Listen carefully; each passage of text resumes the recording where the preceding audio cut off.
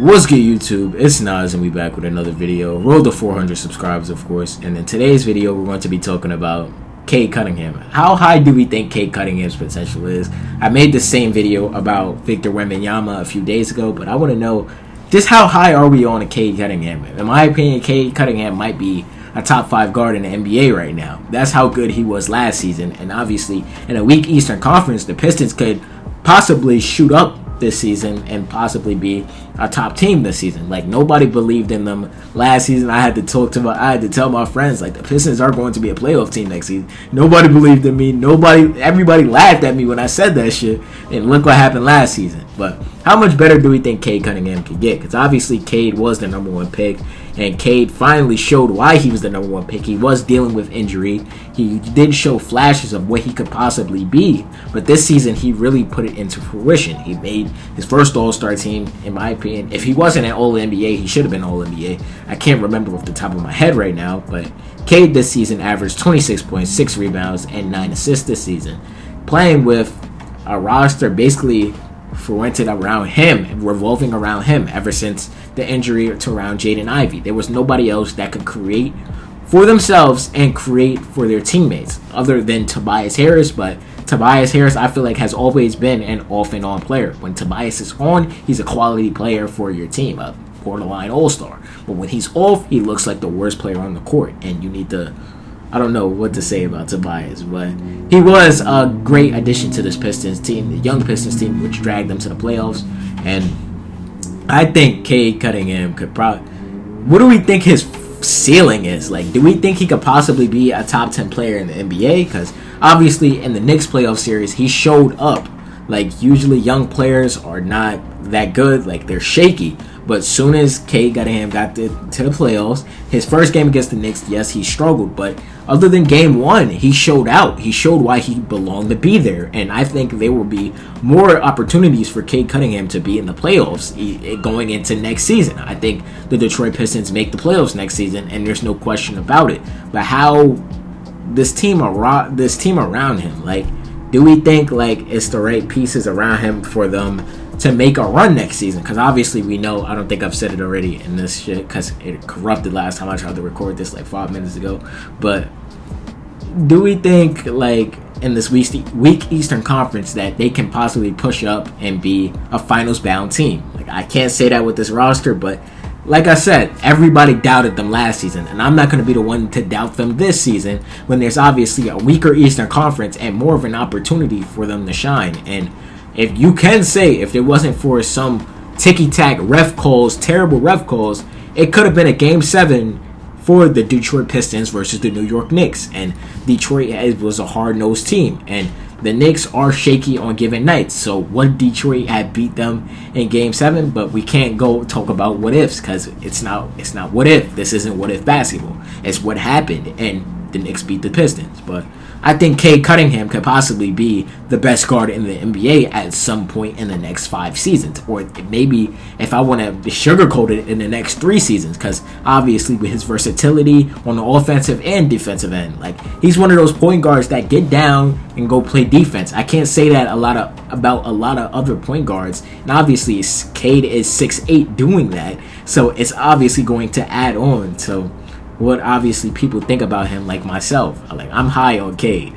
I'm really high on Cade, but I don't know, bro. There's a lot of good point guards in the NBA, and I think Cade is towards the fruition of that, because not a lot of point guards in the NBA right now can make that Detroit Pistons team look as good as Cade ended up doing. Yes, he has some defenders, he has the big man, he has the shooting around him, but it's all up to Cade Cunningham to make that roster work, and he made it work beautifully, perfectly. He was getting double-doubles on some nights. Like, he was on my parlay. That's how good Cade Cunningham was. But do we think he could do it again, though? Like, I don't... Yeah, I do think he could do it again. That's why, I don't know. Maybe I'm one of those people that is so high on Cade Cunningham, like, I'm not seeing anybody else. But I'm trying not to be... I try to be the optimistic person when we talk about basketball. I try not to be the low man talking about all their flaws, all that. But sometimes you do. But Cade pretty much, I feel like his only flaw is his shooting, I feel like. Because if he gets his shooting right, if he gets his shooting better, it could get scary. Like, it's the same thing I said about Shai Gilgeous-Alexander a few seasons ago. I didn't believe in Shai Gilgeous-Alexander's three-point shot. I thought at sometimes you could leave Shai open. Now, in 2025, you cannot leave Shai open with that smooth step-back three now he has, and he's able to make the spot-up three now. We obviously know Shai got the MVP this season. But do we see a Cade Cunningham MVP in his future if he does get the shooting improved?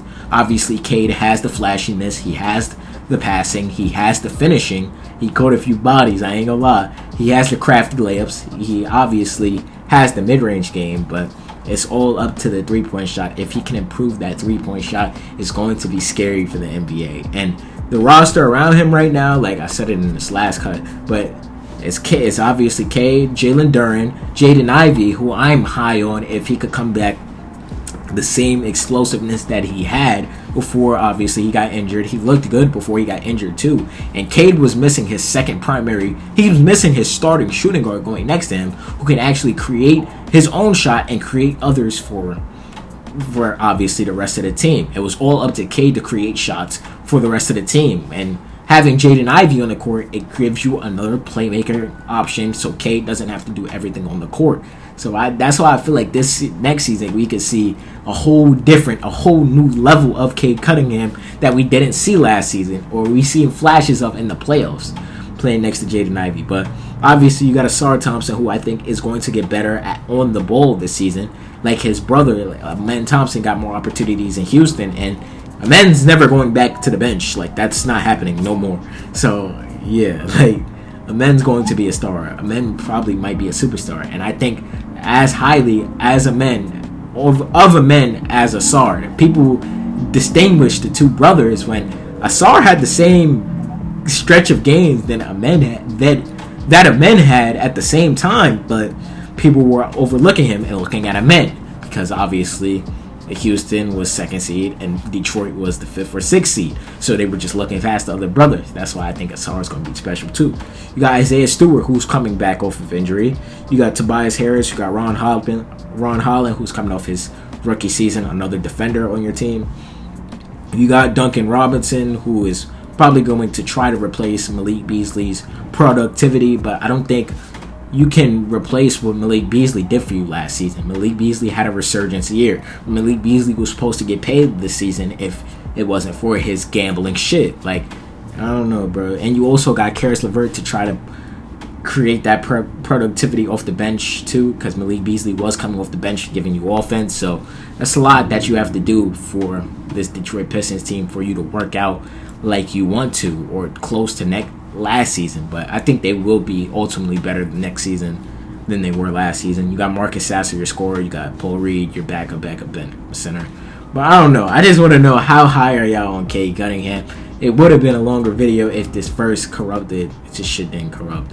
But anyway, like, how many players do we think, or how many point guards do we think is better than Cade right now before this season? Because I know Cade is going to jump past a lot of people next season on NBA rankings in general of them players in general, regardless of position. That's how good I think Cade Cunningham is, and I think that's how good Cade Cunningham might be next season. But let me know if y'all are as high on Cade Cunningham as I am, or are y'all low on Cade Cunningham, or do y'all think he will be around the same that he was this season, next season, or just talk about his future, basically. I hope you guys enjoyed. Subscribe. Good, y'all. If y'all made it to the end of the video, I hope you guys enjoyed this video. And the channel icon's right here on the right, and there's a video on the left. Click one of them holes if you didn't watch it already, and subscribe. Help the channel grow, and I appreciate you.